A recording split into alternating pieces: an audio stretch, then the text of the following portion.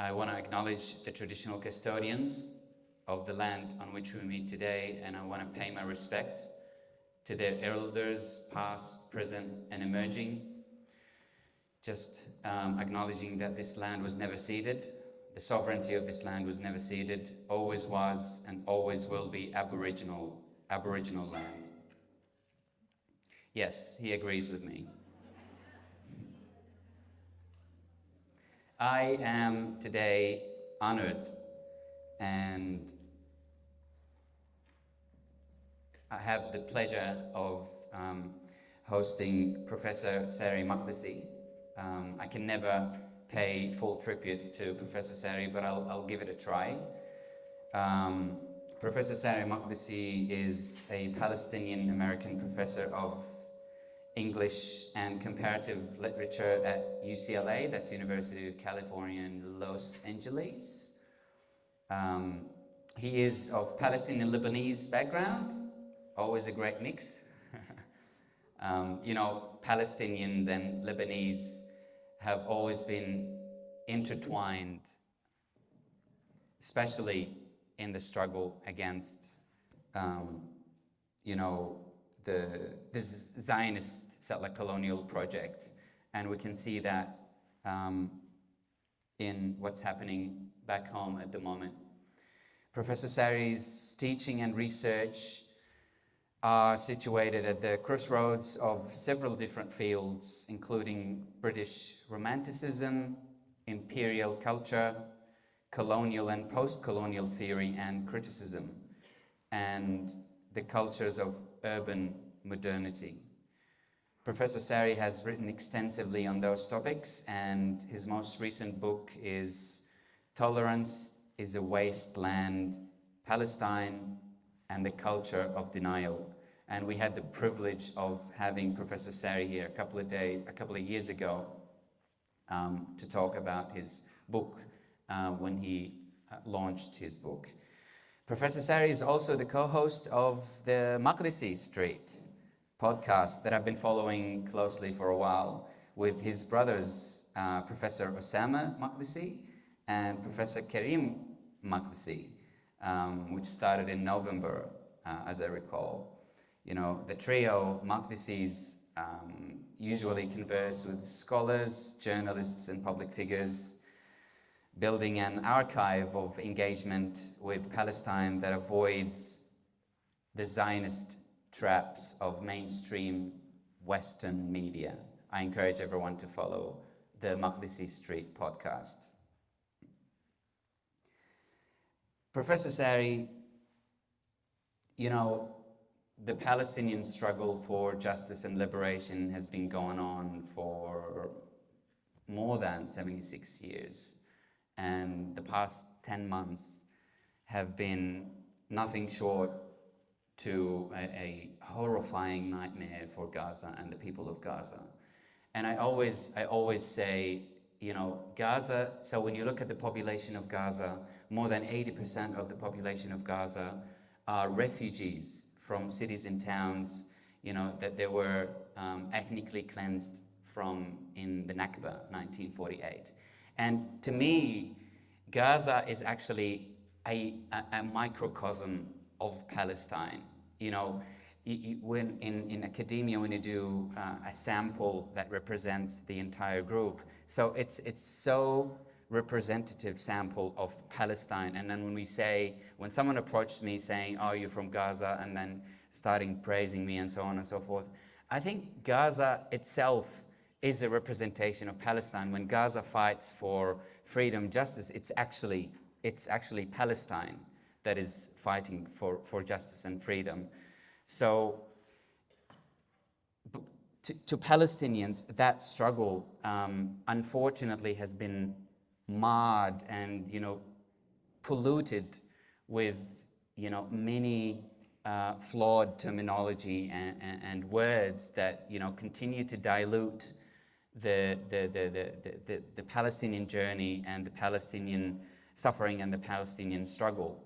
And so we're lucky that Professor Saree here with us to kind of help us purify that language. How do we actually speak about Palestine using the right terminology and, decolonize our language and weed out all those, intentionally or unintentionally imposed words in our language when we speak about the Palestinian struggle for justice and liberation. I want to start by asking you a question, and that's a very common question. I remember we had Dr. Shahid Hamouri with us a couple of days ago when I picked her up from the airport. I asked her that question, and she was struggling to answer that question, and I think we're all struggling to answer it. Given the current circumstances of what our people are going through, how are you? How are you feeling? How are you coping with what's happening? Thank you for that question, Ahmed. I don't really know how to answer. That's not the question I was expecting, to be honest.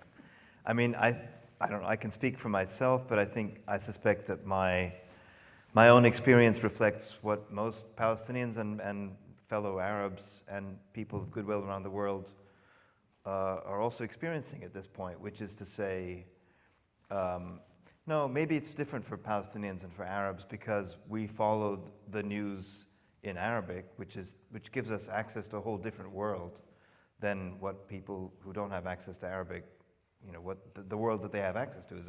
It's a different universe, really. So my day begins like, I suppose, yours and many other people's days, which is, it begins with what's happening in Gaza, what's the latest nightmare, and my day ends with what happened today. Where are we now? 12 or 10 or whatever hours later. What's going on now? And to wake up, and I've tried to tabulate this in different kinds of ways, but I mean, as you know better than I do, since you're from there, you wake up with the news, let's say on Jazeera, and you wake up and it's just this litany, for example, an Israeli air raid in Gaza killed 40 people this morning. When you wake up, you're waking up to this news, right? 40 people killed in this one place, 6 people shot here, a guy run over by a tank here. Then it's not just Gaza, right? Because then there's the West Bank, right? Then a house demolished in the West Bank, Israeli settlers going nuts, and they tear through some olive grove somewhere. They attack, a Palestinian farmer outside of Khalil in the south of the West Bank. They're doing this. The Israelis are demolishing a house in the north of the West Bank. They're attacking the Jenin refugee. They're killing people here. Then, of course, not just Palestine. Then, air raids or drone attacks in Lebanon, and then maybe an air raid in Damascus. And it's like, my main thought is, how can one tiny little country? How is one tiny little country capable of such malevolence on a scale like it altogether? It's kind of, I've studied colonialism and racism and so forth in the 18th and 19th centuries. Primarily, I cannot think of an example of a country so small that has done so much harm to so many people over such a huge geographical area for so long. It's unprecedented in human history as far as I know. So, there is a little country moored off the northwest coast of Europe, a country called England that also did, but at least in England there were millions and millions and millions of them. Say what you want about them, but and they also contributed a great deal to the world in various kinds of ways too. Whereas this other country, literally, to be more serious, you wake up. And as I said, air raids here, bombings there, home demolitions here, attacks there, shooting children here, tearing down olive groves there, every single day. And yes, of course, Gaza it's worse than it's ever been anywhere for any group of Palestinians for this extended period. But even if Gaza weren't happening, just look at the West Bank, look at East Jerusalem, look at other parts of Palestine, look at inside, pre-67 Palestine. It's everywhere. It's absolutely everywhere. So that's my daily experience. I'm sure yours is probably worse than mine, since you have family there.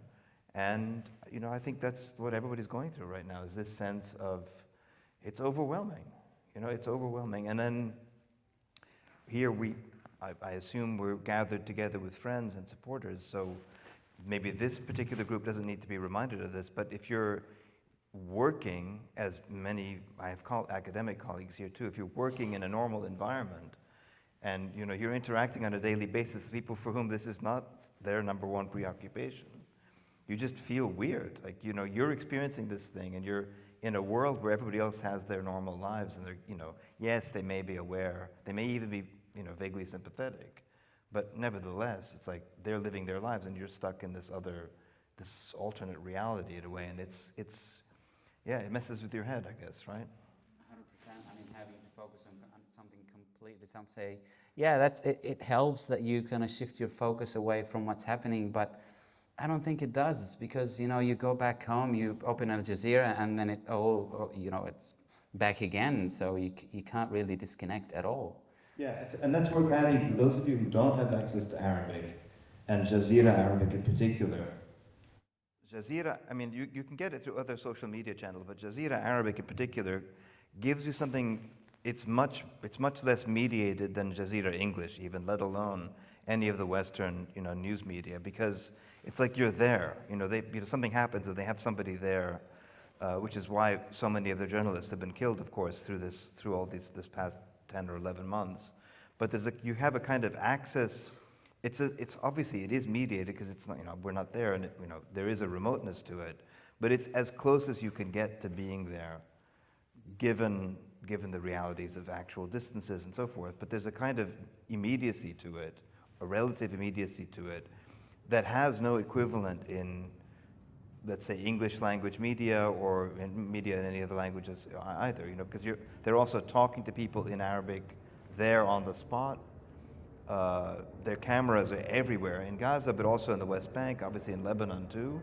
There's a sense of urgency that comes across when you have access to Arabic language media. So for those of you who don't know Arabic, who've been witnessing this nightmare for the past 10 or 11 months, I can assure you that if whatever you think is happening, if you had access to Arabic language media, you would realize it's 1,000 times worse than whatever it is that you're seeing, which is, I'm sure, you know, bad enough as it is. And even what Al Jazeera is actually showing, it's on the ground, the reality is even 10 or 100 times worse with the people. I wanted to ask you something, actually. So there's always this attempt to confine the Palestinian solidarity through the humanitarian lens. You know, there's a humanitarian crisis unfolding in Gaza. There's a genocide. You know, Palestinians are predominantly viewed as victims, and you know, and we as Palestinians in the West sometimes we kind of acclimate into that framework. You know, especially in Gaza, every now and then there is bombardment, loss of life, and you know, massacres here and there. Like the solidarity was more strong and more apparent when we are, you know, being massacred. Like, for example, what happened in October the 7th. You know, I didn't see that kind of solidarity in October the 7th or 8th or 9th. You know, we only started seeing this mobilization globally everywhere when we started falling in hundreds and thousands, you know, when we started becoming more of a victim. So this is a more appealing. So people saying, you know, we should start, you know, emphasizing the Palestinian struggle from the humanitarian side of things, from the humanitarian lens. Like, you know, there isn't a solid political solidarity with the Palestinians. There is no solid, coherent understanding of the Palestinian solidarity, so that when October 7th happened, if you're really, really entrenched into your understanding of the Palestinian struggle, you'll be, yeah, that's right. They have the right to do that. Okay, there's atrocities and violence that occurred on October the 7th, but, you know, look at the history. So this is, to me, this is true solidarity. And so I want to ask you this question. Has the Zionist project succeeded in confining our struggle, our identity, to being just mere victims, or is that actually a good outcome to kind of garner the solidarity and, you know, the global mobilization to our side? Like, what's your take on that? That's a really important question. No, I would say the Zionist project in Palestine does not define what Palestinians are, their identity, even in representational terms. It doesn't have that capacity. But in terms of, let's say, thinking about Palestine on the spectrum between humanitarian and political terms, right? It's both things. It's both things simultaneously.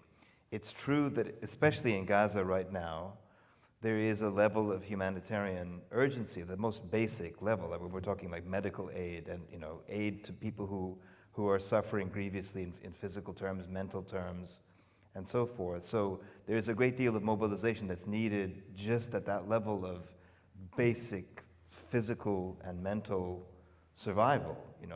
And so on our podcast, I can't remember when it was. It must have been in November. Maybe we had Dr. Ghassan Abu Sitta on, and I'm sure you know his work too.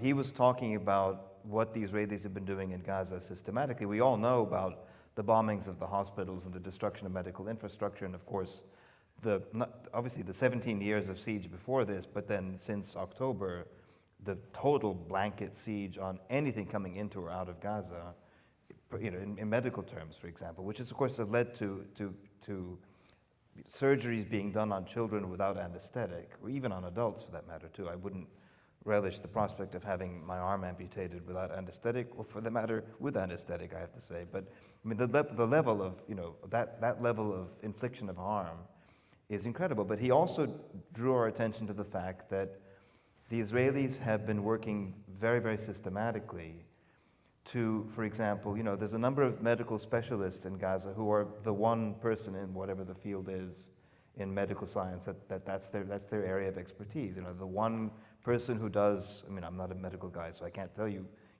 This. Nephrology, for example, or people who work. The one guy who does kidney stuff, or the one guy who does this or that or whatever. And they've been one after the other killing them with their families. It's like it's as though they have a list of all the medical specialists, and they're just going down the list, killing these people one at a time, along with everybody else that they can get to. In other words, it's not just random. There's something more than mere randomness to it. So part of what Ghassan is talking about is the need to, he talks about this a lot, the need for, especially in terms of the day after, getting all of the medical expertise back and the medical, all that kind of work that needs to be done. So at a basic humanitarian level, there is, of course, a certain degree of urgency right now. But that's not, as you're saying, Ahmed, that's not what Palestine is. That's not only what Palestine is. That's not only what Gaza is either, right? There's a set of demands, there's a set of aspirations, there's a set of rights that around which the Palestinian struggle coheres. And I think what's interesting is, I can't speak to the Australian context because I don't know it well enough, but I can speak to the American context.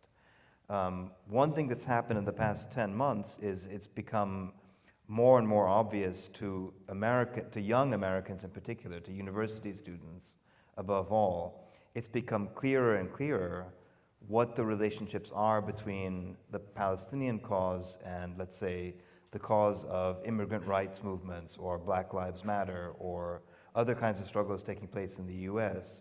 All of the struggles that have been taking place on our campuses since the spring, especially, all the student encampments, our spring, the northern spring, all of the student encampments, they've helped draw attention to the relationships between our universities, obviously as sites of knowledge and research, but also as sites with heavy affiliations and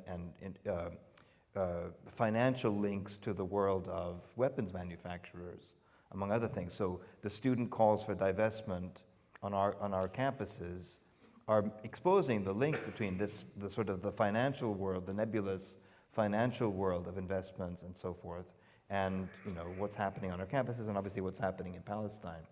So I think there's more awareness not only of the Palestinian struggle in and of itself, other than the humanitarian dimension, but as a political struggle, as a legitimate struggle too, and in not just by itself, but in relationship to all these other struggles as well, which of course greatly amplifies the role of the Palestinian struggle in Western perception. So there's a sense I would say, again, I can speak to America because that's the context I know best, other than the Arab world. There's a sense that Palestine is kind of like the linchpin. It's the key piece that ties together all of these other struggles.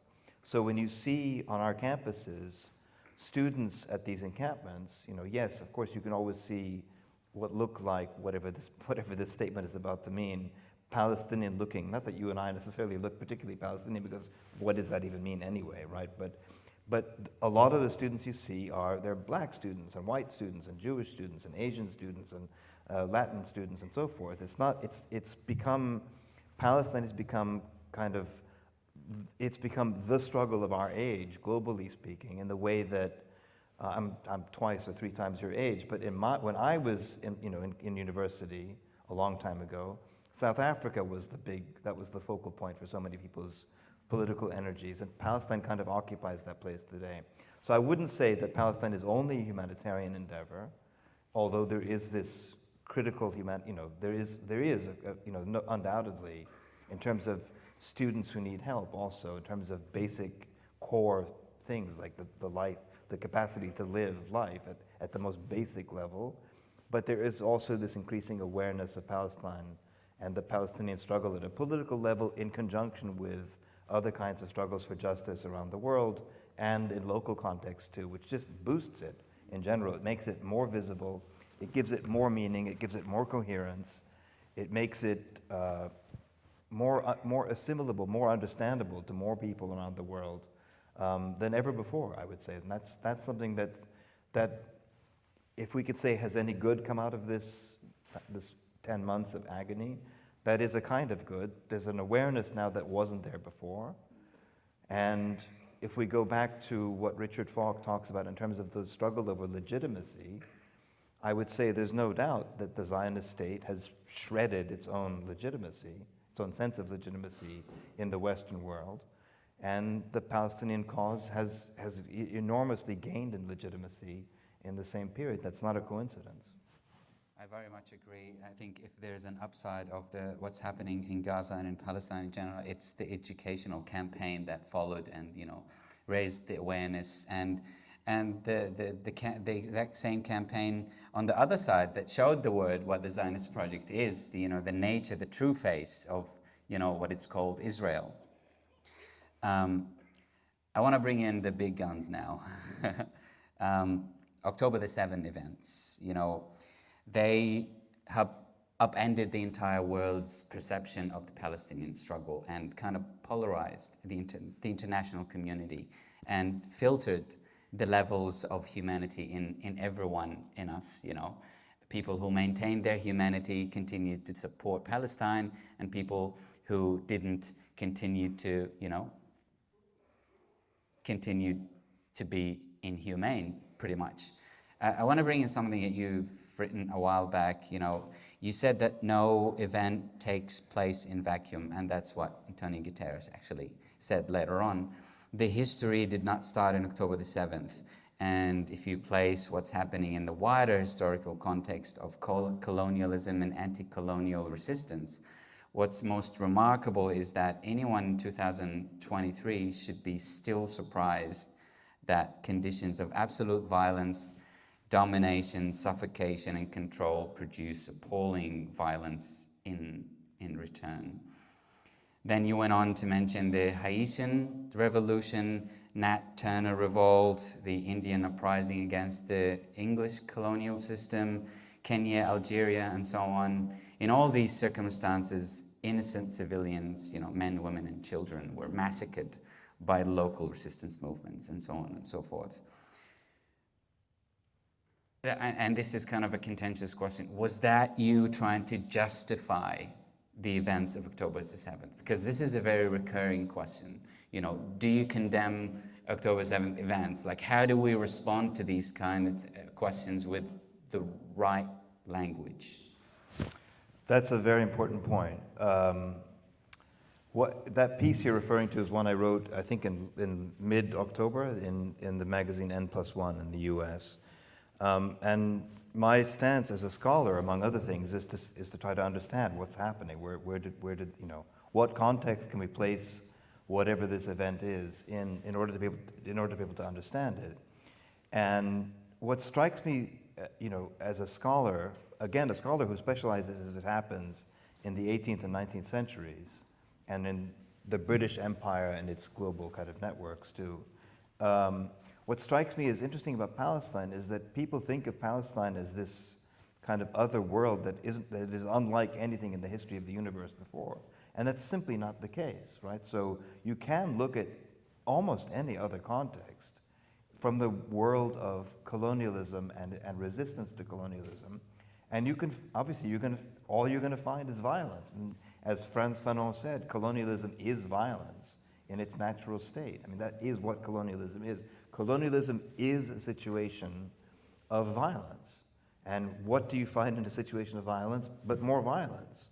So the solution to, if people don't, and I say that in the same piece, if people don't like violence, they need to attend to the circumstances that produce the violence. The violence is a symptom, it's not a cause. It comes out of a context. And in the case of Palestine, the context obviously is 75 years of dispossession, 75 years of appalling, nakedly racist apartheid. Not new, there's nothing new about Israeli apartheid. It began in May 1948 in an institutional way. The violence, of course, predates even the formation of the state because the Nakba began in earnest in January and February of 1948. It's 75 years of unbridled racial violence and dispossession, mostly focused on the land.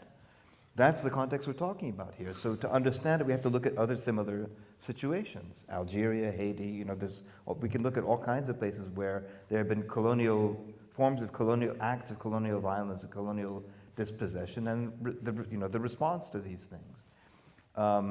It's just what's interesting to me is people seem, obviously not everybody, but a lot of people seem to have a hard time historicizing Palestine and seeing it in that wider lens, right? And to me, that's what we have to do to be able to understand it globally and historically, and then we can attend to the specificities. Of course, there's specificities to Palestine that make it unlike, even if it shares so many things in common, let's say with the Australian experience or with those other settler colonial environments, there are things that make it special and unique too, right? And so we have to see both things. We have to see both things in common. And above all, what we need to see is, as I said it in my talk at FODI the other day too, that October 7th is not the only day in history.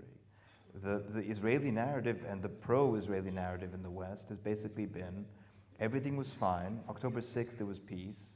Suddenly, October 7th happened. And then don't look at what happened since October 7th. Just let's focus on October 7th itself, as though it's plucked out of the context of human history and isolated as this one moment in all of human history that is, first of all, worthy of attention, and secondly, that needs to be frozen in time, so that we can't understand where it came from or what it led to. And of course, I think it's crazy to think like that, and it's destructive. And thinking along those terms facilitates the genocide, and that's also a very important part of this. This obsession with October 7th serves to facilitate the genocide that has continued ever since, and will, as far as I can tell, continue into the future for as far as anybody can see, because it's certainly not stopping today or tomorrow, right? And like you said, genocide and ethnic cleansing is actually the bread and butter of settler colonial regimes and projects everywhere in the world, and this country is a testament of that kind of framework. So in a way, do you think that October the 7th and the genocide that ensued helped kind of purify the language on Palestine in terms of that educational awareness in people? I mean, I remember reports on Israel being an apartheid state were produced, even before 2018. I remember the Human Rights Watch report was in 2018 or something, and before it and after it. So, 6 years on, and now people are actually openly saying apartheid, settler colonialism, and all these things. So this is the right language. Yeah, it's become clearer for some people. As I said, students now see with clarity what's going on in Palestine, and they can understand the relationship between apartheid and genocide, for example, and occupation too. But some people are engaging in what I think is not just a destructive, but a positively racist form of denial, which is that's the attitude that says Nothing that happened before or after October 7th matters. The only thing that matters is Israeli suffering. And let's focus on Israeli suffering to the exclusion of all other forms of history, and including, above all, the history that's been unfolding ever since October 7th. So I wouldn't say everybody has clarity. I would say more and more people around the world have clarity. And in fact, if we want to think, well, what's the evidence for, like, what is the basis of which I'm making that claim? If we think, again, I don't know the Australian context that well compared to the American context, but I do know that there's a level of, let's say, censorship, interdiction, cancellation, things like that taking place in Australia. When I'm aware of that, I've experienced it myself to a certain extent. In America, it's like that, but on steroids. You know, the level of repression on our university campuses, for example. Everybody's, you know, now our academic year is about to begin in the next couple of weeks. Some places are already beginning.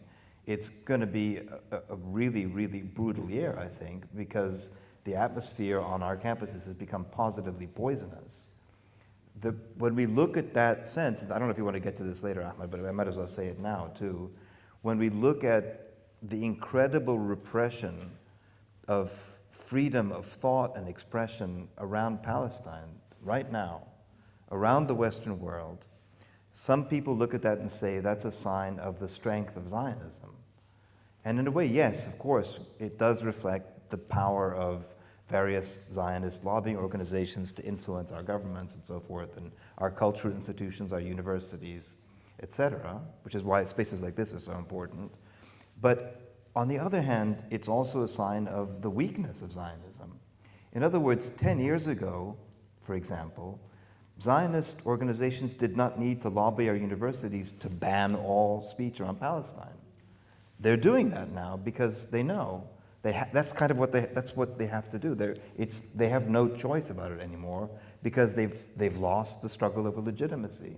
So the recourse now is to suspend all thought, to banish talk, to stop people thinking and talking and reading and writing, to stop events like this if they possibly could. That's not a sign of strength, that's a sign of weakness.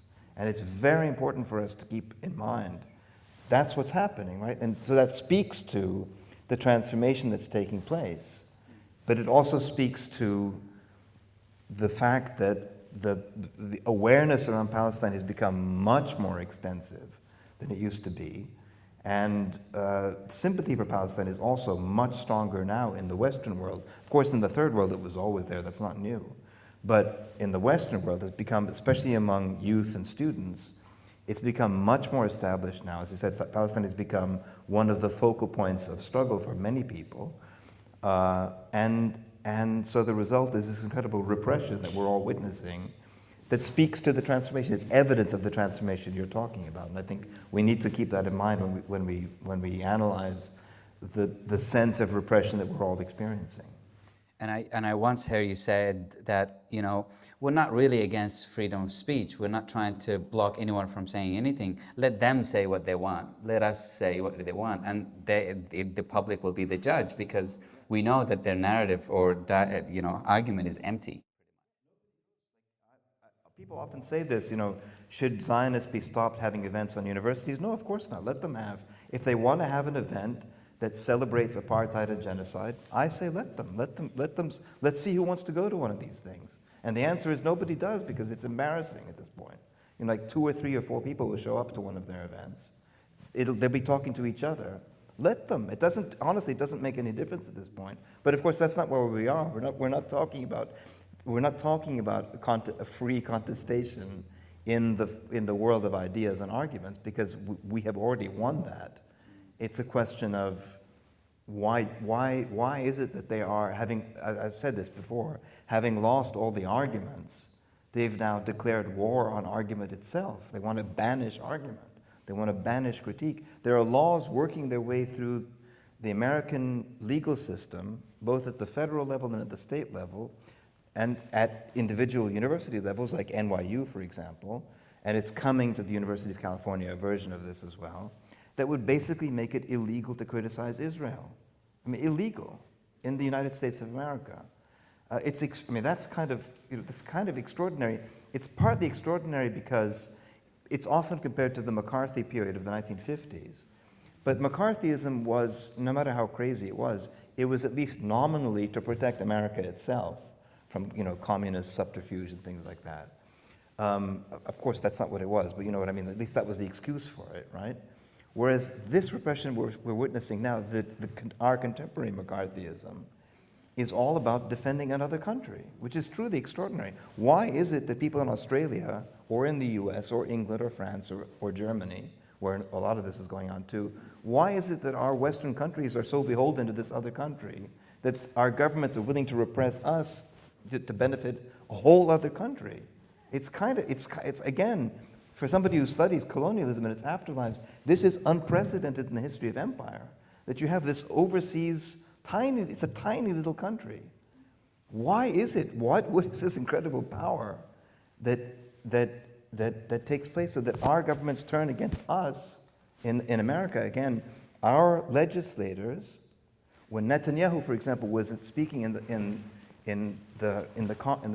our Congress in July, he gave this talk in Congress. He got, I can't remember, I didn't watch it either, but I read afterwards, something like 50 standing ovations. The longest ovation Netanyahu got in this sort of nauseating spectacle. So it was not more than a circus. It was just utterly nauseating, because these people are supposed to protect us, American citizens, and the Constitution that gives us rights, and they're selling that out because, And the longest period of standing ovation is when Netanyahu referred to the demonstrators outside the building. He referred to them as Iran's useful idiots. And all of our congressmen stood up and applauded him for like a minute and a half or something like that. And it's like, we as American citizens, we have the right to protest. It's one of our constitutionally protected guarantees. It's something that is a part of our political system. And yet our elected representatives are applauding a foreigner who comes to our country to say, we don't have the right to protest. Like, who are these people working for? They're supposed to be working for us. But again, this shows the extent to which we've reached a level of repression that is unsustainable. This level of censorship and repression cannot be sustained. It just can't be. I think of it as a kind of crisis point, and I think that's kind of where we are. My sense is, again, to refer to our podcast, we had Ilan Pape on, I think it was in November, on our podcast. And he said, I believe him too, I accept what he's saying. He's saying Zionism is in its terminal phase. I think that's what we're talking about here. But as it goes down, the whole scene is going to get uglier and uglier and nastier in this terminal phase. That is where we are right now, I think. I totally agree. And I also once heard you say, if you argue with a Zionist, it's a waste of your time, because, if you ever put in a situation when you have an argument with a Zionist, it's not him that you need to target, it's the audience who's listening. Speaking of Zionists, in your recent interview with David Marr with the ABC, I think it was last month, you were trying to make the case for the state of Israel being an apartheid state, and showing examples and so on and so forth.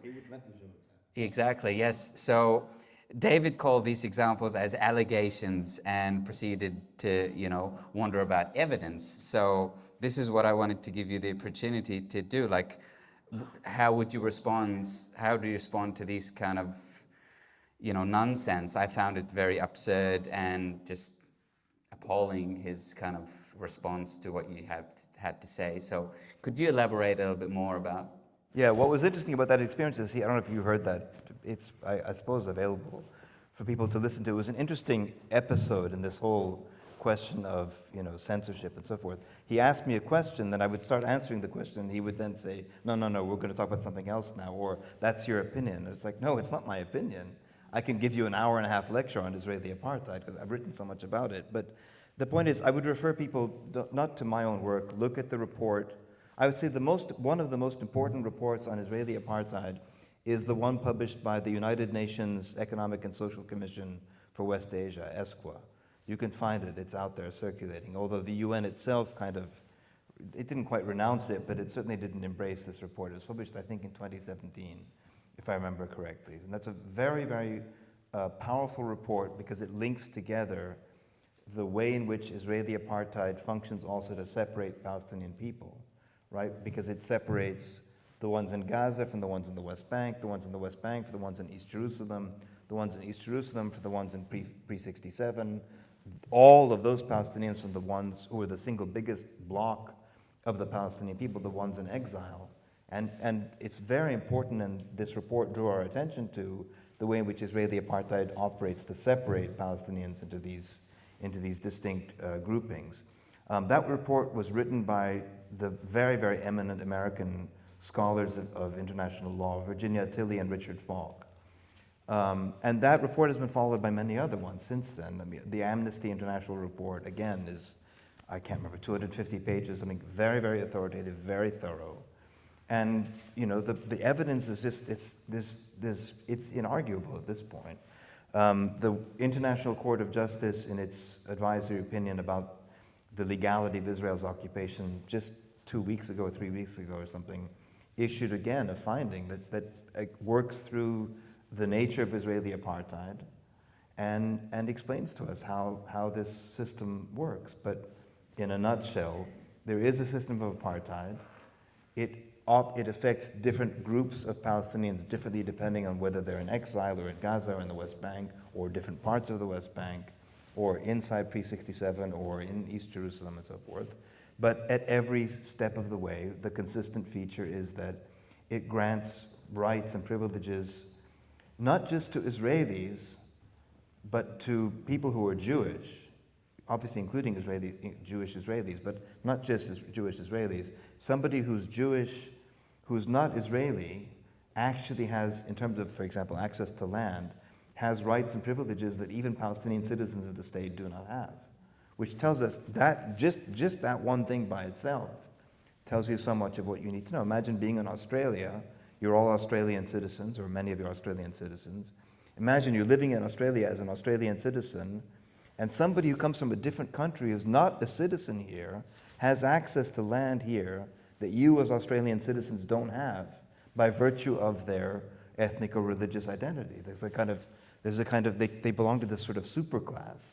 That's what we're talking about. If that's not apartheid, I don't know what apartheid is, but I would urge people to read all of these reports, and of course also to look at, because it's so much up, it brings things up to date, the International Court of Justice's recent advisory opinion on the occupation. Don't confuse that with the ICJ's other work on the genocide itself. These are two separate things. But its advisory opinion on the legality of Israel's occupation is powerful and very, very clear and very lucid. And again, it speaks to the nature of the system of apartheid that Israel has imposed on all Palestinians, including the ones living in exile. It's a very important point we should bear in mind. Yeah, I think it's very powerful in its language as well. It's very stern and, straightforward in terms of what needs to be happening immediately. I mean, we lost track of so many ICJ rulings so far on Israel, and it's interesting. I wanna veer the conversations toward the proposed resolutions that we have. Some of the arguments, put forward by Zionists saying, we accepted the United Nations plan of partitioning in 1947, and we did this, and it's just the Arabs and the Palestinians never missed opportunity to miss an opportunity. They were the ones who were hostile to us. And so just given, this proposal of a one-state solution, two-state solution, a federation, what's your take on that? Because for me, for example, if you're opposing this Zionist ideology that calls for the ethnic cleansing of the entirety of Palestine from Palestinians and Arabs, I mean, two-state solution to me, for example, you still have a Zionist state right next to the Palestinian state, and because of the nature of that ideology, it's just you can never have peace between the two entities. So what's your take on one state, two state, federation, three states? I've written about this extensively in different places, in different contexts. The two-state solution, in my opinion, was never workable anyway, because as you said, it leaves intact a Zionist state that has no way of reconciling itself with its own Palestinian citizens, who are 20% of the population of the state, within its pre-67 outline, right? So even if every Israeli settler was withdrawn from the West Bank and East Jerusalem, which is not going to happen as far as I can tell, but even if they were, even if all those settlements were dismantled, even if the Israeli army withdrew from the entirety of the Palestinian territories captured in 1967, that would still not solve the problem because, first of all, as I said, the single biggest constituency among Palestinians are the ones in exile. Their rights are not addressed in any version of the two-state solution, nor are the rights of the Palestinian citizens of the Israeli state. In fact, they'd be even in a worse situation if there were a two-state solution, because then the Israeli state would tell them, as it told them in the 2018 Jewish nation-state law, this is not for you. This place is not for you. Not just pre-67, but in fact, between the river and the sea, which is a phrase that, as you know, comes up in that law, by the way, which says basically that between the river and the sea, this is Jewish sovereign space. And no other people has access to sovereignty between the river and the sea. That's part of Israeli law now. It's one that Israel doesn't have a constitution, but it has a set of basic laws, and this Jewish nation-state law is one of these basic laws. And again, it's very clear as to who has the right to self-determination and sovereignty in the space between the river and the sea. So I don't think that there's a way to think of a peaceful resolution to this conflict, a just resolution to this conflict, that leaves the Zionist state intact as it is. And in terms of one state or two state or three states, there is only one state. There are not two states. People could talk about a state of Palestine, as though it exists in some way, with Mahmoud Abbas as the president. But that's as far as I'm concerned, in terms of geographically anyway, that's not what we're talking about here. It doesn't have sovereignty, first of all. So a state without sovereignty, that's not a state by any definition. So there is only one state that exercises sovereign power between the river and the sea, and it's the Israeli state, including in Gaza. Because even though people talk about Hamas governed Gaza in the old days, or the Fatah or the PA-controlled West Bank, in international law, Israel is the occupying power in Gaza as much as the West Bank, and obviously in pre-67 too, right? So there is only one state between the river and the sea, and it's an apartheid genocidal state. That state needs to be transformed into a democratic and secular state.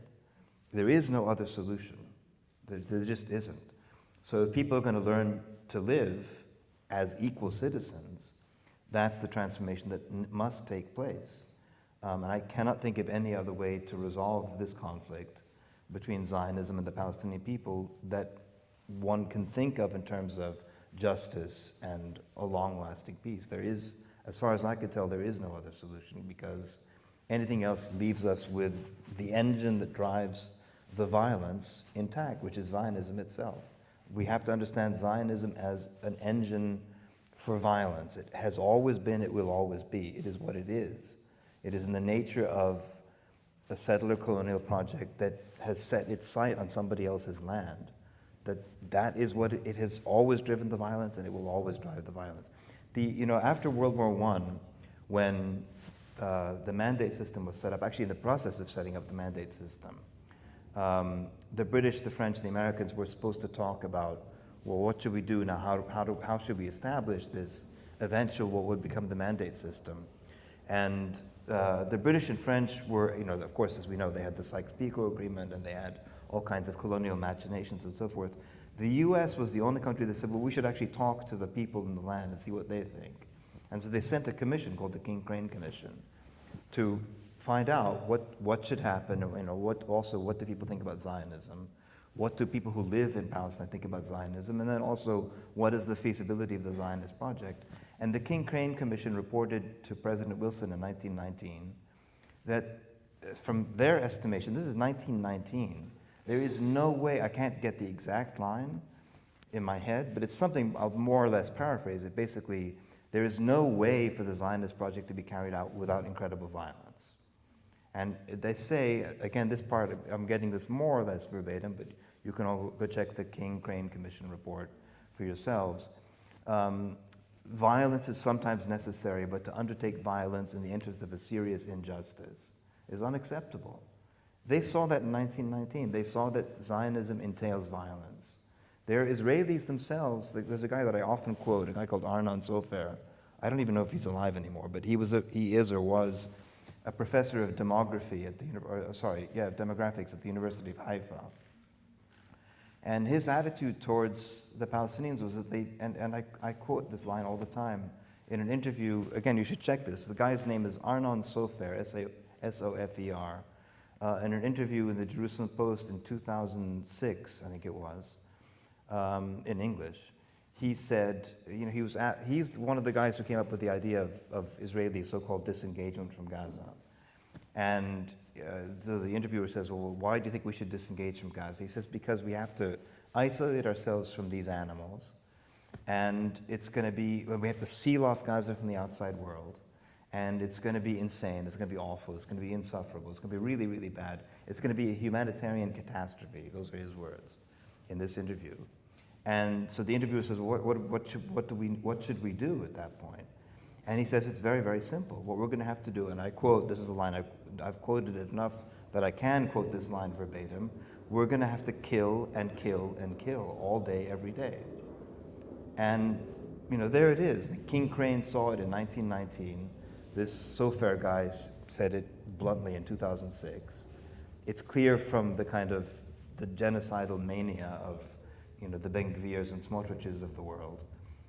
That is what Zionism is about. It is about endless, unbridled violence. The only way for there to be a just and lasting peace between Israelis and Palestinians is to end Zionism, at least as a political project. Very well said. Unfortunately, Zionism is being entrenched in the academic system in Israel, in the newer generation, and we see those soldiers, what they're doing in Gaza, their parents and their grandparents, they didn't do these kind of atrocities and be proud of it and outspoken and video yourself doing these things. So it's just so dangerous what the educational academic system is feeding into these kind of generations. Yeah, but it's also I don't think it really matters in the sense that people often think, yes, but how are you going to persuade Israelis to give up apartheid or give up supremacism? And I don't think we have to persuade them. In other words, again, to look at this historically, there is no group of people in the history of the world who have had privileges, whether they're class privileges or racial privileges or any other kind of privilege, who have abandoned those privileges just because they were persuaded to do so. In other words, because they read a persuasive argument. They had this system of apartheid and they read this book and they go, wow, boy, this is bad, we need to get rid of this system. What we're doing is awful. It doesn't matter what they think. If you look at the history of groups that have had privileges, and the history is all over the place, South African whites, for example, with the system of apartheid there. But I also talk about, since I work on the 18th and 19th centuries, the European aristocracy did not want any European country to become a democratic country. Because they had a monopoly on power. The European aristocracy did not abandon their privilege and power because they read Tom Paine's Rights of Man. They didn't abandon, their power was taken away from them by the people. That's how Europe eventually became democratic. It certainly wasn't because the aristocracy read Tom Paine and Mary Wollstonecraft and felt bad and gave people the right to vote. That's not how it worked. And same thing in the south of the U.S. The slave plantations in the U.S.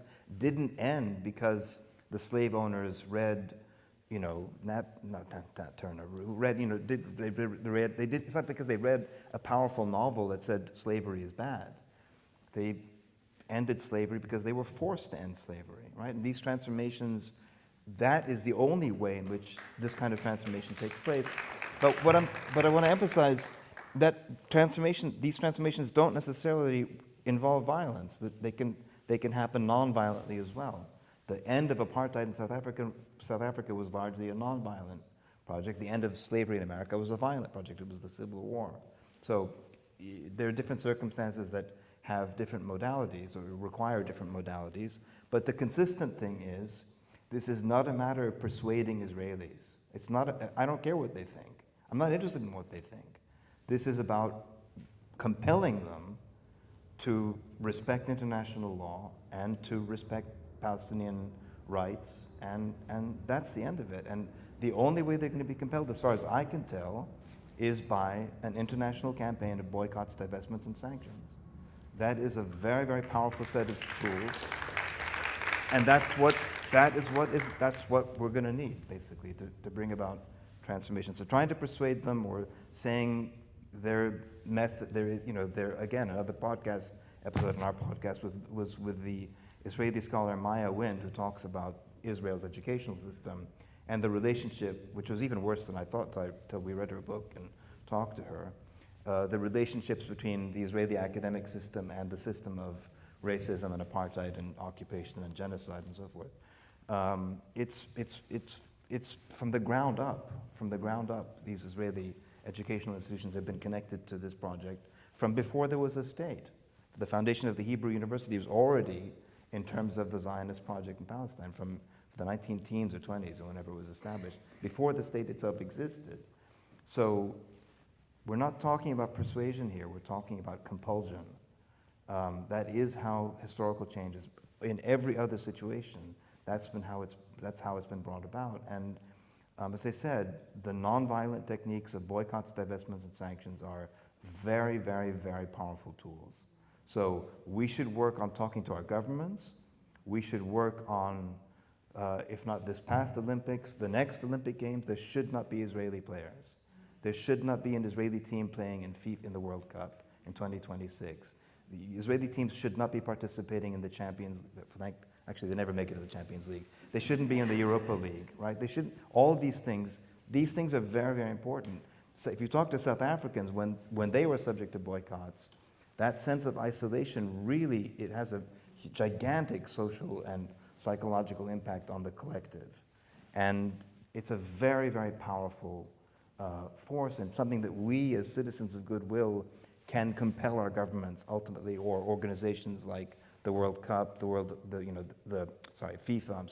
or UEFA in Europe, or the Olympic Organizing Committee. We can compel these organizations to undertake these measures, just as was the case with South Africa.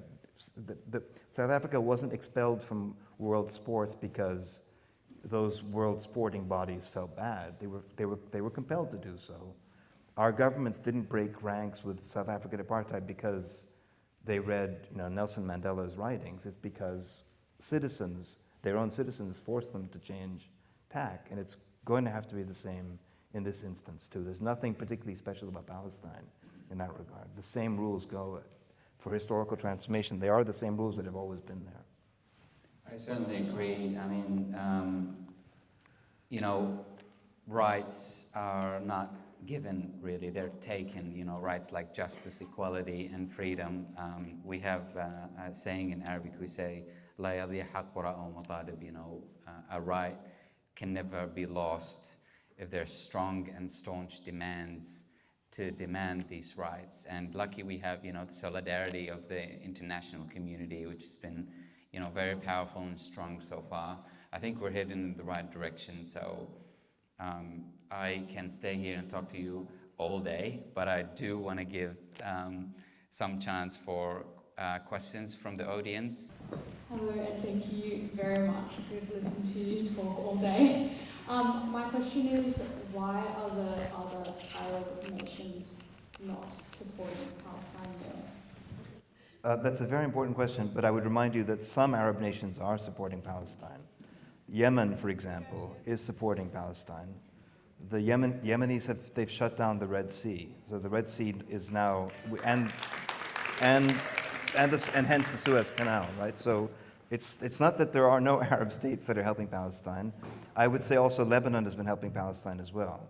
So it's not the case that all Arab states are letting the Palestinians fend for themselves.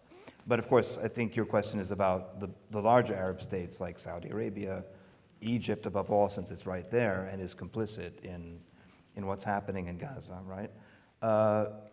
We know what the answer is. The answer is America. That's the answer. And it has to do with the set of relationships that these countries now have with the United States, with the forms of coercion, the forms of financial and other forms of coercion that the U.S. has brought to bear to keep these countries in line, to help them, in the case of Egypt, for example, to maintain the state of siege on Gaza that was there, obviously, for the previous 17 years, not just now. But that's what it is. It's the U.S., it's the American foreign policy. And so the American government itself is a key node in how this coming transformation has to be brought about. It's going to require, in the case of the U.S., pressure of American citizens on their governments, which is already beginning. If you look at the Democratic Convention, the whole Democratic Party, the sheer fact that Joe Biden was removed from being the candidate, for whom millions, tens of millions of people had voted for him as the candidate of the party, he was suddenly removed overnight. It wasn't only about Gaza, but it was partly about Gaza. So there's a sense of crisis in the Democratic Party.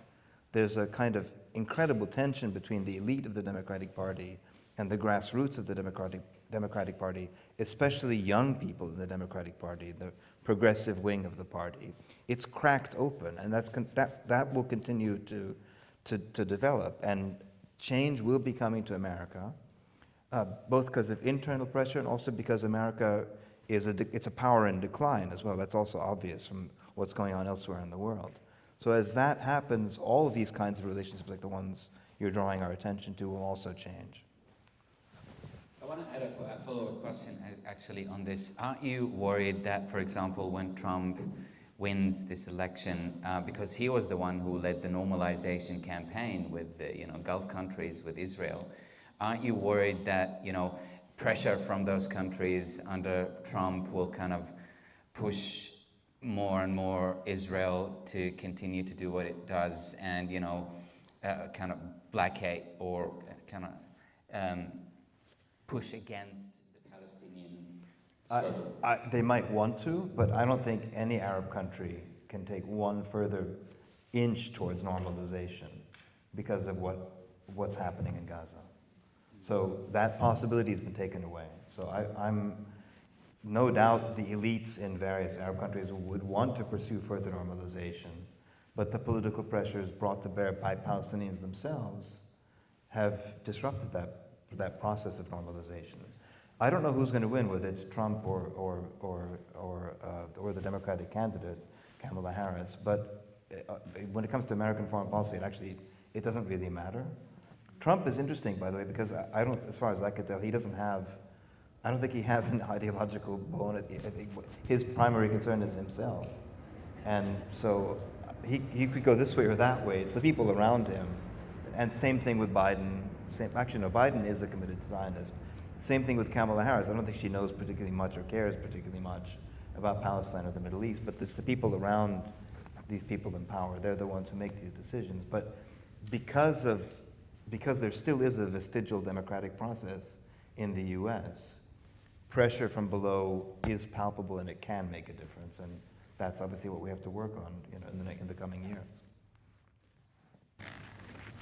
Thank you for the talk and for the talk last Sunday.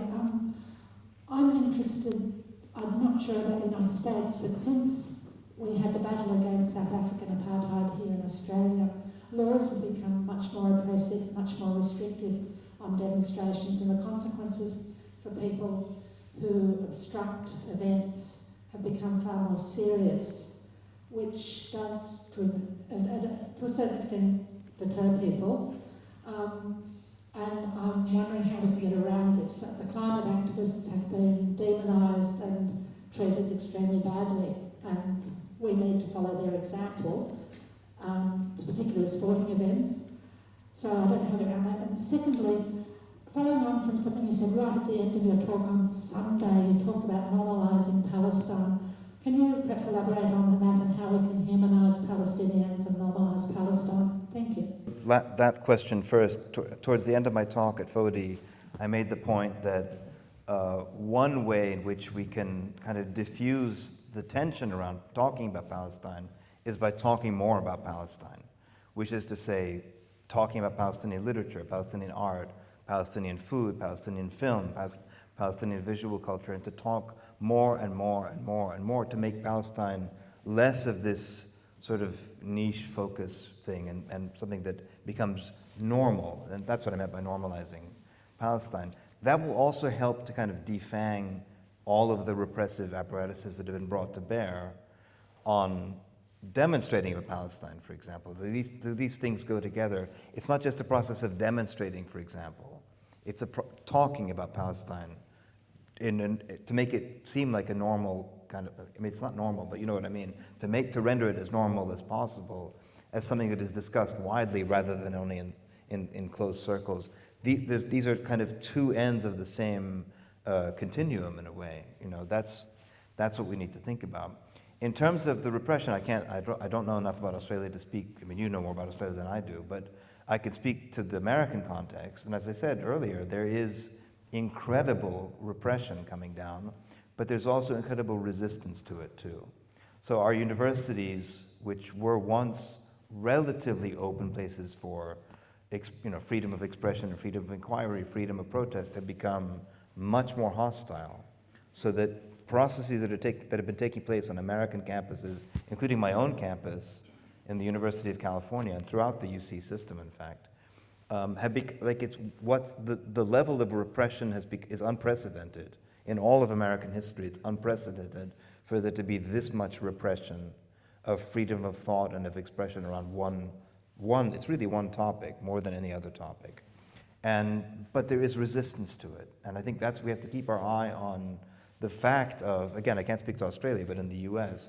there is enormous resistance against this repression, led above all by students and student organizations and student groups.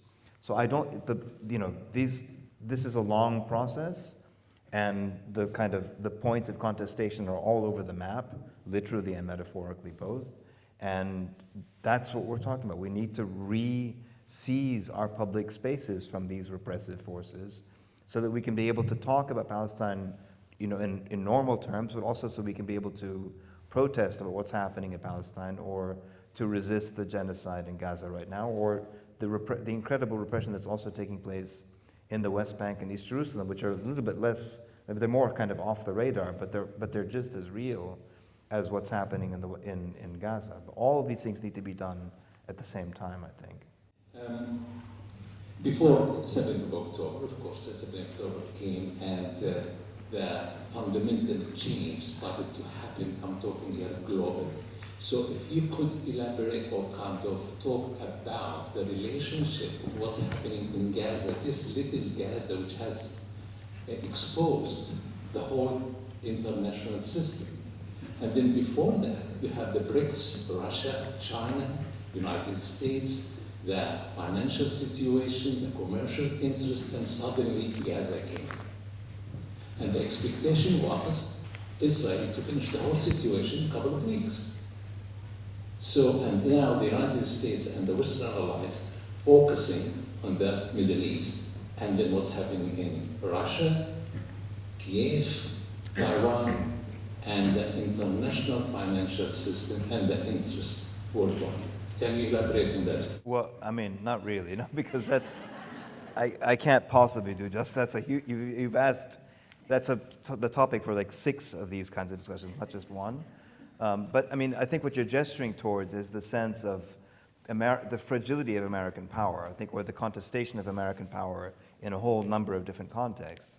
And I alluded to that in passing earlier, in what I was saying earlier, myself in my discussion with Ahmad. It's a fact that American power is not what it used to be. The U.S. has been unable to impose its will in one place after another after another. Look at Afghanistan, for example. Yeah, they did incredible harm.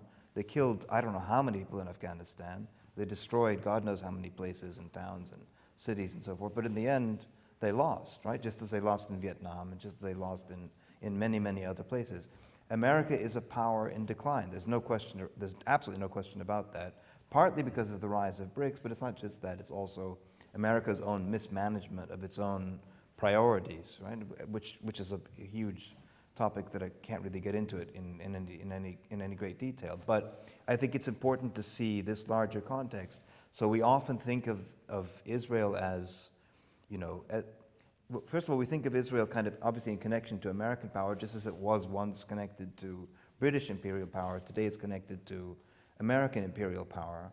As American power continues to decline, what Israel can get away with will also continue to decline, not to mention the pressure from the ground up, and of course the increasing pressure of global boycotts, divestments, and sanctions.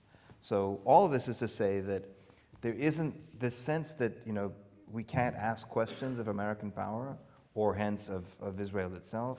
It's not true. I mean, all these powers are subject to contestation and resistance in all kinds of ways.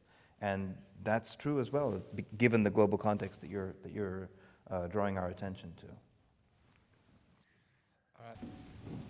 First, thank you very much, Professor Makdisi. I'll be very brief. Actually, part of my question is already answered, but I will raise this point. I agree with you that Israel is a tiny state in terms of its geography and population. But in view of what we just said about the American support to it, although it's dwindling, and also in sort of less support that is there by Australia and European countries. I mean, last night our former Attorney General was saying we are Israel is our friend and ally, and we cooperated with them all this time in intelligence and so on. So with this support, really, Israel is not so tiny. Do you agree with that? I mean, I know it's dwindling, the American power, but I mean, you know Biden and Blinken say that the negotiation is going to succeed, but at the same time they send weapons, and they say Israel is our ally and we must protect it. So this double standards and so on, how does it work? That's a very important point. I would say, first of all, what I just said in response to the question at the back about the gradual decline of American power. But the other thing I would say is, and again, we have to remember not just Afghanistan or Vietnam for that matter, but also what's been happening in Gaza itself and what's been happening in southern Lebanon for that matter as well, which is to say, yes, the Israelis are capable of inflicting massive harm, massive damage. According to the British medical journal, The Lancet, they've killed not 40,000, they've killed 190,000 people so far, and obviously, as you know, destroyed the medical infrastructure and 2/3 of the housing and the schools and all of the universities and so on and so on. They've done incalculable harm, but the sheer fact, their sheer ability to inflict harm does not mean they're accomplishing their objectives. If their objective was to subdue Hamas, they've failed in accomplishing that objective. They have not defeated Hamas. If anything, Hamas is much closer to defeating them, ironically, in all kinds of ways. Same thing with Hezbollah in Lebanon. So the sheer fact that they can bomb and kill and destroy doesn't mean that they're going to accomplish their objectives, right? So the resistance that's there is extremely significant. The harm being done to Israel itself, speaking also in economic terms, I mean, it's incredible also what the punishment that Israel has taken too. We forget it because it's not, I mean, compared to what's happened to these tens of thousands of deaths of people murdered in Gaza and the children and the hospitals and the schools and all that, it's nothing in comparative terms. But I mean, in absolute terms, something like 500,000 Israelis have left Israel. Something like 200,000 or 250,000 Israelis are internally displaced. Their economy has shrunk by something like 1/3. They are saddled with tens of thousands of their own military casualties that are going to cost them a fortune in the years to come. So it's not as though they have an unlimited capacity for inflicting harm. It's the sheer ability to kill people and blow things up does not translate into the attainment of political objectives. Again, look at America in Vietnam. America killed 3 million people in Vietnam. They still lost the war. So we have to remember the ability to inflict harm does not translate into the attainment of political objectives. Same thing in Afghanistan, same thing in Iraq, same thing in Syria, same thing in all kinds of places. And we have to remember that. It's hard for us because we're also looking at the catastrophic suffering in Gaza. But we kind of need to keep in mind these are two things happening simultaneously. There's the appalling suffering that moves all of us because it's so palpable what we're seeing. That's what we began this conversation with. But politically speaking, Israel is unable to defeat Hamas militarily after a year of fighting. Hamas is still firing rockets. It's still destroying Israeli tanks. It's still fighting all over Gaza from the top to the bottom.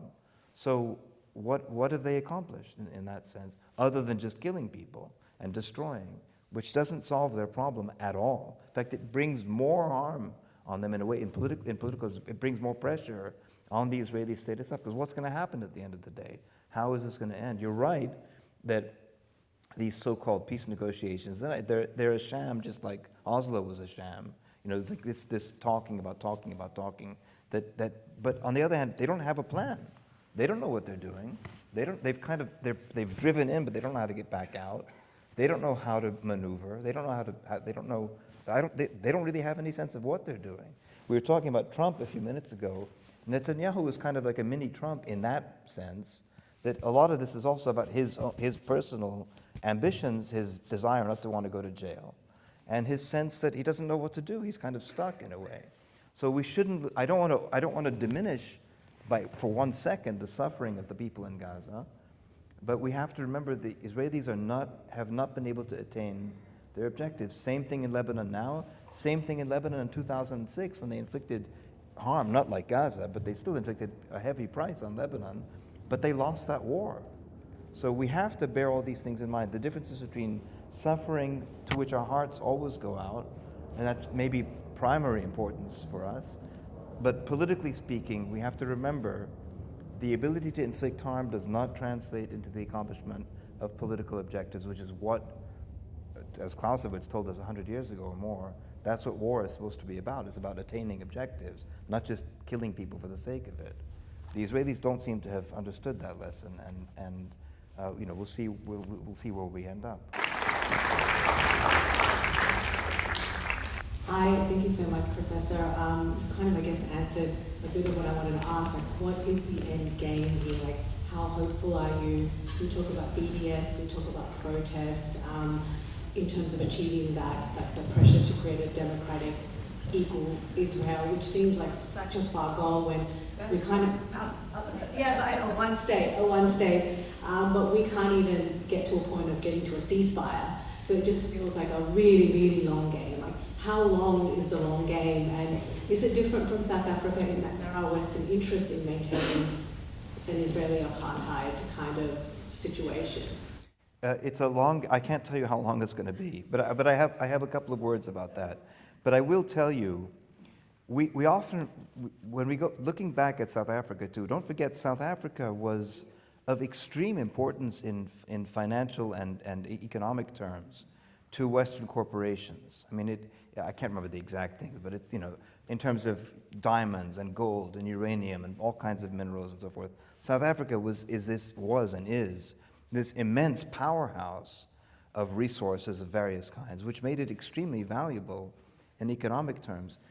Israel isn't, I don't see what the value is, economically speaking, for the Western world. There's high tech, but a lot of that doesn't seem to work particularly well. And then a lot of it is also very, very mobile and portable in a way that natural resources aren't. So we have to remember South Africa was meant much more to the Western world than we sometimes think of. But to go to this question of, in fact, South Africa itself is a useful reminder in terms of how long will this take. As I said, I can't tell you how long it'll take. What I can tell you is that when transformation happens, it happens very suddenly and in ways that are impossible, have always historically been impossible to predict. So if we've been having this conversation about South Africa in the mid-1980s, for example, and somebody in the room had said, I predicted in a few years, Nelson Mandela will not only be out of jail, he's going to be the president of a free South Africa. You would have thought, how? What are you talking about? How? It's impossible to imagine that, right? If we had had a conversation about the Soviet Union in roughly the same period, the mid-1980s, 1988, 1987, 1986, and somebody had said, I predict that the Soviet Union will no longer exist in a few years, people would have thought you're crazy. All of these, if we'd had a conversation in France in 1776 or 1775, sometime before 1789, I predict in a few years the monarchy will be gone, will be replaced by a republic, for good or for ill. People would have thought you're crazy. But all of these things happen, right? Transformation happens. It always happens. Which doesn't mean that we can sit back and relax. We have work to do, clearly. But it does also mean that we shouldn't give up, we shouldn't give in to despair. because we always know these things change. Things are always changing. Human history is full of these kinds of changes and transformations, and they can happen apparently out of the blue sky. They can apparently happen in certainly ways that people can't necessarily predict, which is why I can't predict when this is going to happen, but I can predict that it will happen. And which again doesn't mean we can sit back and relax and, well, it's going to happen, it's inevitable. No, it will happen because of the work that ordinary people like us do in terms of boycotts, sanctions, divestments. That's what we can do in terms of speaking about Palestine or teaching Palestine or reading Palestine, in terms of pressuring our government. Yes, our government is pressured by various Zionist lobbying organizations. Well, we are also perfectly capable of pressuring our governments too, or voting, for example. There are all kinds of things we can do, protesting, demonstrating, going back to the question earlier, re-seizing the public space that's being taken away from us by various coercive forces. All those things are in our capacity to do. They won't be easy and they won't happen automatically, but we can do them. And that's what we have to do. And if we all do our part, historical transformation, I'm confident, will take place because it always does.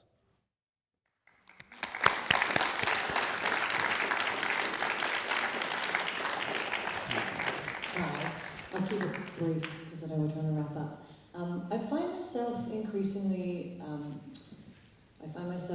a magnet, I feel, for conversations with, let's put it in quotations, but like liberal Zionists. Do you find there to be, how do you navigate those conversations? Do you navigate those conversations? Do you entertain those conversations? Do you think there's any point to it? No, there's no point. I mean, my last book is about, hopefully not my last book, my most recent book is about a culture of denial.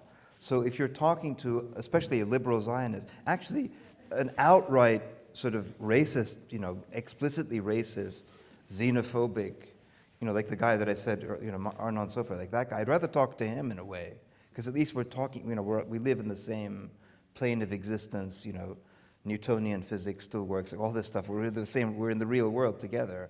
Whereas with the liberal Zionists, you're just talking about somebody who's just wrapped up in layers upon layers upon layers of, above all, self-mystification and self-denial. It's really hard to penetrate all those layers of denial and mystification. So I think it's just, as an exercise, it's not really worth it. This goes back to something that came up earlier in this conversation, which is to say, this whole project is not about trying to persuade Zionists of the error of their ways. They don't need to be persuaded, they need to be coerced, meaning through projects of BDS, for example, through various campaigns of divestment, sanctions, isolation. I believe primarily in nonviolence, right? And all these things can be done nonviolently.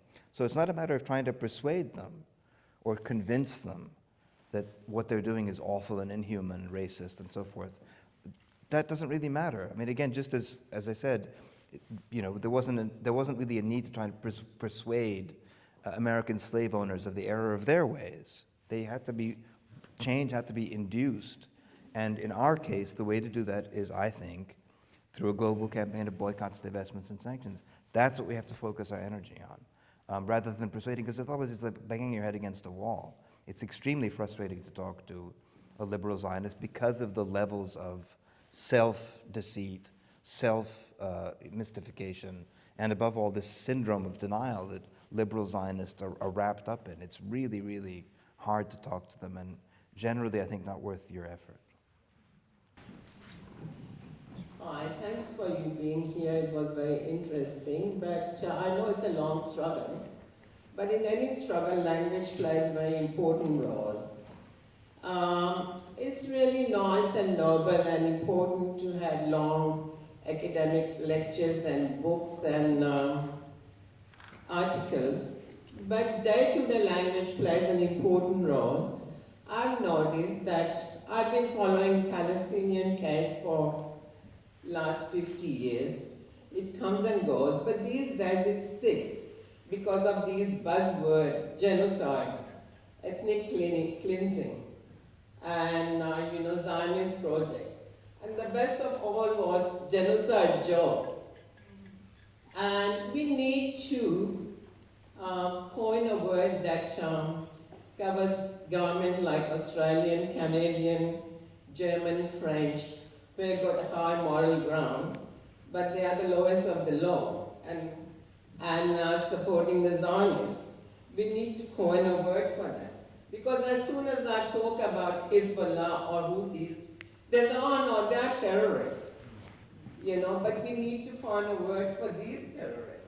Terrorist is not a good enough word. We have to find something more exciting. I mean, yeah, I take your point, obviously, and I think it's very, to focus on words, obviously, that's most of what I do with my life and my work, is to pay attention to words, and I think it's a very important thing to do.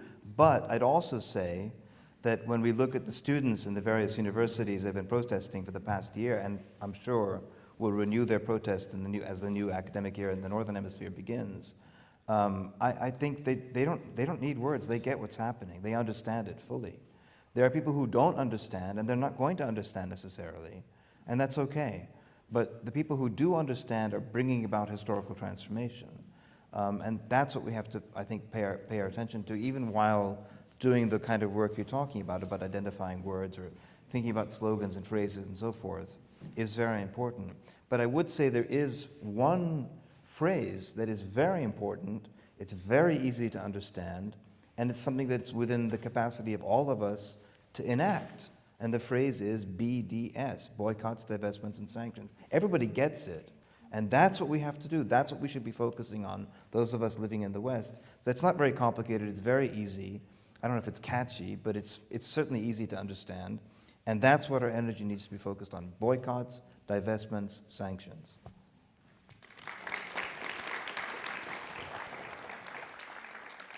It's very interesting. We had a webinar with Shir Hever, we had Dr. Shahid Hamouri and Dr. Rawan Arraf, and we kind of delved deeper into the impact of the war on Israel and the impact of BDS on Israel. And it's very interesting, a country that is willing to self-destruct rather than to abide by international law and its obligations. It's fascinating what the state of Israel is doing at the moment. I'm not sure. I doubt they're willing to self-destruct. I think that they have not yet paid a price, or enough of a price. So it's about raising the price that they're paying. So when Israelis, for example, 90%, like those polls coming out of Tel Aviv University that show something like 90% of the Israeli Jewish public supports the genocide. That's kind of astonishing. Or they say, I don't know what the percentage is, huge percentages say that Israel should bomb Lebanon back into the Stone Age. I mean, look at the demonstrations against the incarceration. Or the rape, soldiers. that's exactly, yeah. So that's a sign that these people have not yet paid enough of a price. We need to increase the price they're paying. And the easiest way for us to do that is boycotts, divestments, and sanctions.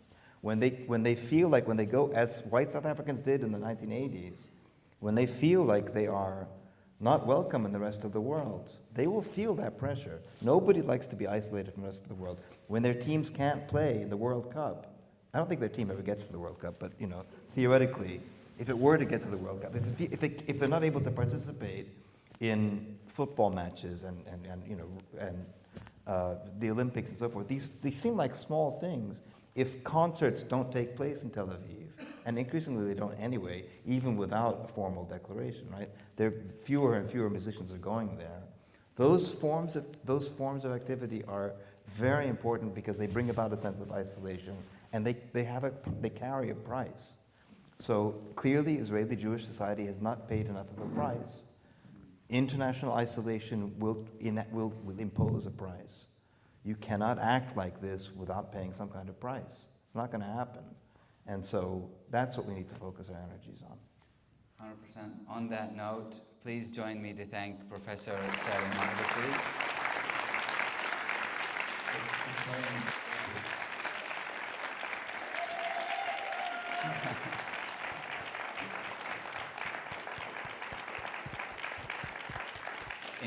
Any last thing you want to No, add? thank you. Thanks to all of you for coming for this conversation. It's great to see this space and this level of enthusiasm, and for the next one, hopefully. And stay tuned for future events happening here in Edison Road Community Center. I want to thank the sponsors. I want to thank Rosanna and everyone. And is there anything else I wanted to say? No, just thank you very much. And I think we should also thank our host as well. Thank you